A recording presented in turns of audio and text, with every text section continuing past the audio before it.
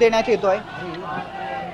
केंद्रीय गृहमंत्री अमित शहा, नितीन गडकरी सोबतच देवेंद्र फडणवीस त्या ठिकाणी दाखल झालेले आहेत आणि अजितदादांना हा शेवटचा निरोप देण्यात येतोय। मंत्र उच्चारात अजितदादांना ही शेवटची अंतिम विदाई देण्यात येते। मुख्यमंत्री देवेंद्र फडणवीस त्या ठिकाणी आहेत, नितीन गडकरी त्या ठिकाणी आहेत, शरद पवारांच्या शेजारी नितीन गडकरी बसलेले आहेत, अमित शहा देखील बसलेले आहेत, देवेंद्र फडणवीस आहेत, एकनाथ शिंदे आहेत, परंतु अजित पवार नावाचा सूर्य आज या आपल्या सगळ्या राजकीय नेत्यांमधून, आपल्या सगळ्यांमधून निघून गेलेला आहे।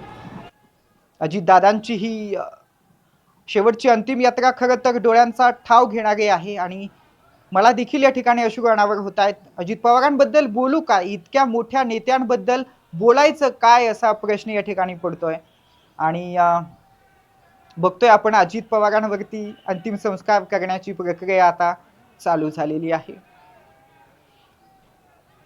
अजित पवारांना हा शेवटचा निरोप देण्यात येतोय आणि हा शेवटचा निरोप देत असताना खरं तर आज मला देखील या ठिकाणी रडायला येते। अजितदादांना शेवटचा निरोप आपण देतोय आणि तो निरोप देताना आज मला देखील या ठिकाणी अश्रू अनावर होत आहेत। अजितदादांबद्दल काय बोलू, अँकरिंग करताना माझा देखील कंठ मगासपासून दाटून येतोय, म्हणून मी काही सेकंद पॉज घेतला होता। अजित पवारांना हा शेवटचा निरोप देताना खरं तर आज एक अँकर म्हणून मला देखील माणूस म्हणून एक जड अंतकरण झालंय।